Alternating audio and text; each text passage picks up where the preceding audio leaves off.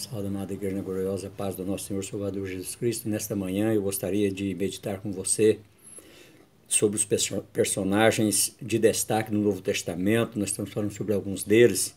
E hoje nós vamos falar sobre Marcos, o rapaz que deu a volta por cima. O texto para nossa meditação, Atos 15, 36, 41. Nós vamos olhar e fazer uma descrição sobre Marcos. Quem era Marcos? João Marcos era parente de Barnabé e filho de Maria, em cuja casa a igreja primitiva se reunia em Jerusalém.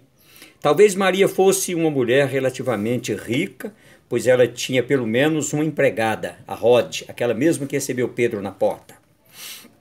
João era seu nome hebraico e Marcos seu nome romano. É conhecido como Marcos após sua conversão ao cristianismo. É interessante estudar a vida desse homem que aparentemente fracassou na obra do Senhor, mas com a graça de Deus conseguiu superar suas falhas. O jovem que fugiu desnudo. O primeiro contexto da vida de Marcos. Marcos 14, 51, 52. O que nos impressiona é que João Marcos, mesmo mal vestido, seguia Jesus na Via Crucis, quem sabe olhando de longe, mas o seguia.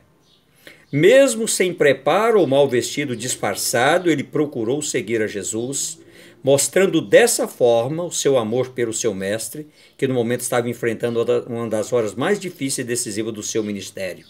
A chamada hora do Filho glorificar o Pai. E nós, como acompanhamos Jesus? De longe, mal equipados, disfarçados ou com armaduras de fé? Efésios 6,13. Um lar abençoado. Nós vamos falar do lar, da família. Atos 12, 9 e 17. No meio de tanta perseguição e hostilidade enfrentadas pelos judeus não cristãos, que bom haver um lugar onde se pudesse orar, comungar uns com os outros, manifestar a comunhão do Senhor. Esse era o lugar, esse era a casa de Maria, mãe de Marcos, que no meio de tanta oposição nos deixa um legado muito grande de uma mulher de oração, além de princípios e modelo para imitarmos. Hoje, o da comunhão e da oração em todos os sentidos.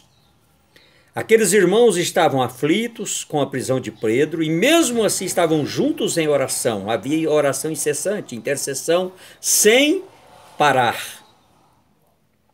Pois pregar o evangelho e testemunhar de Cristo em Jerusalém não era tarefa para um grupo que não tivesse fé firme em Jesus Cristo.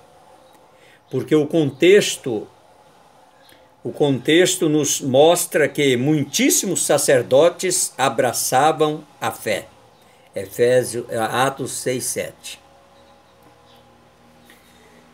Mas aprendemos que quando somos testemunhas fiéis, Deus faz a obra seja no coração de quem for. Romanos 9, 14 e 18.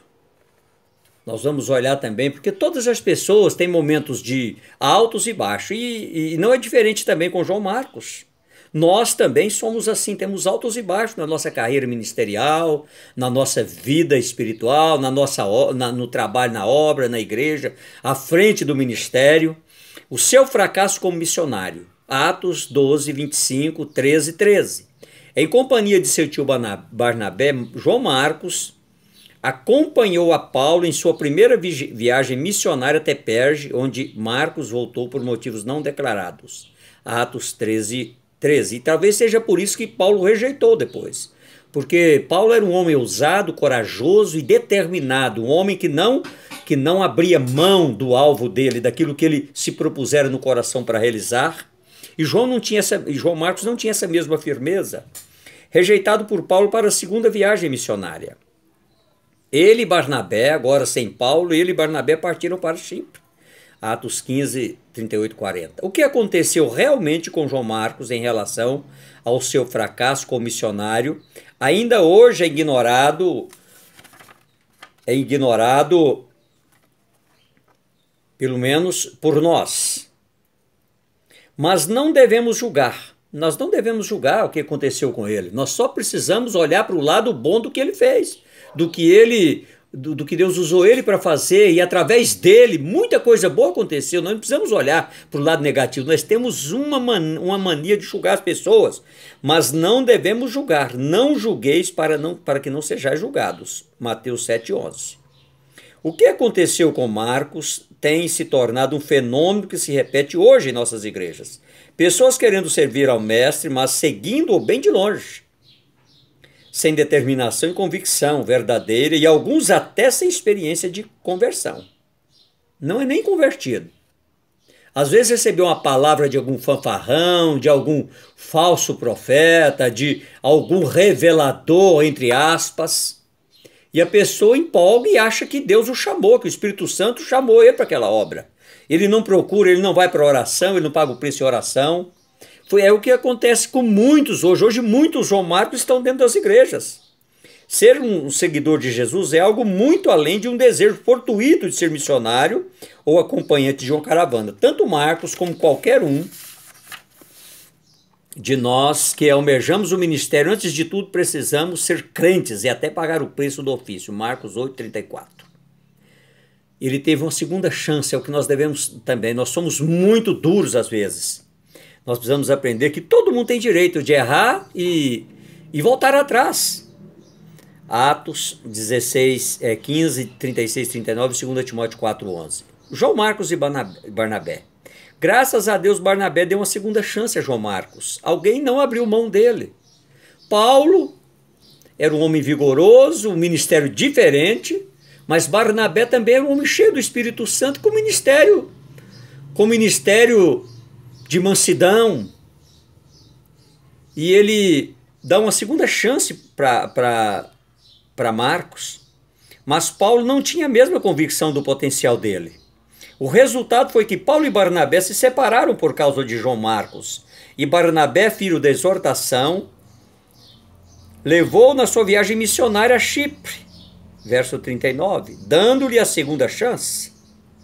Quantas pessoas que não recebem essa segunda chance são deixados no meio do caminho e entram por caminhos irreversíveis e não conseguem retornar mais nunca, meu querido. O preço de acompanhar o mestre de longe e talvez a falta de quem o apoiasse no início de sua carreira fez de Marcos um crente volúvel. Contudo, o nosso Deus é fiel, ainda que sejamos infiéis, o Senhor permanece firme. Ele pode transformar o nosso fracasso em sucesso pelo fato do ministério que ele nos tem dado proceder dele. João 15,16. Foi assim com Moisés na volta ao Egito e com Jacó na luta com Deus. Na sua igreja, os crentes mais experientes fazem discipulado com os mais novos na fé. João Marcos e Pedro. João gozava de um relacionamento bem íntimo com o apóstolo Pedro. Realmente Deus operou uma grande obra na vida de João Marcos. João Marcos e Paulo. Apesar da recusa de Marcos não segui-los na segunda viagem, nos últimos anos da vida de Paulo, Marcos, aquele que fora rejeitado pelo apóstolo, agora lhe faz companhia, estando ao seu lado nas horas mais difíceis. É por isso que nós não podemos abrir mão de ninguém, meu querido. Deus tem propósito em tudo. Paulo, na sua carta aos Tessalonicenses, aos Colossenses, agora ele muda. Paulo disse que Marcos e Jesus, conhecido por o justo, são os únicos da circuncisão que operam pessoalmente comigo pelo reino de Deus. Colossenses 4:11. Eles tinham animado Paulo na prisão. Quando Paulo escreveu para Filemon, colocou Marcos na lista dos seus cooperadores. Filemon 24. Paulo, escrevendo para Timóteo na sua última carta também, ele fala que é mudança de atitude, da sua mudança de atitude. Paulo apreciou Marcos e agora Marcos é uma bênção na obra do Senhor. Autor do Evangelho de Marcos. Ele impactou a igreja e mais tarde o mundo inteiro com seu evangelho, o primeiro dos 4 que foram escritos. Quem podia imaginar que aquele rapaz mole seria o autor do primeiro relato da vida, morte e ressurreição de Cristo? A sua narrativa é rápida, dinâmica e progressiva. Como as coisas nele contidas aconteceram com rapidez, sem, no entanto, perder a sua essência, nem alguns detalhes importantes e até diferentes dos demais. Ele olha para Jesus como servo do Senhor. Ainda que Cristo seja apresentado em Marcos com o caráter de servo, há uma forte ênfase dada aos seus milagres, que aponta para o seu poder como Filho de Deus. E para concluir, em tudo aquilo que aprendemos através da vida de João Marcos, cabe a cada um de nós fazer uma reflexão muito séria a respeito da nossa atitude perante as pessoas que aparentemente fracassaram na obra do Senhor. Estamos dispostos a dar uma segunda chance a elas? E quando nós falhamos, estamos dispostos a dar a volta por cima e nos firmar no Senhor no serviço do Mestre? E com você, como foi o seu chamado? Você tem seguido o Mestre de longe ou de perto? O desafio que Deus tem lhe colocado é difícil? E na sua igreja, como tem participado de ministério? Que tal darmos a volta por cima para que Deus seja glorificado, sua igreja edificada e os que veem, vejam? Eu gostaria de deixar para você nessa manhã maravilhosa, em nome do Pai, do Filho e do Espírito Santo. Amém e amém.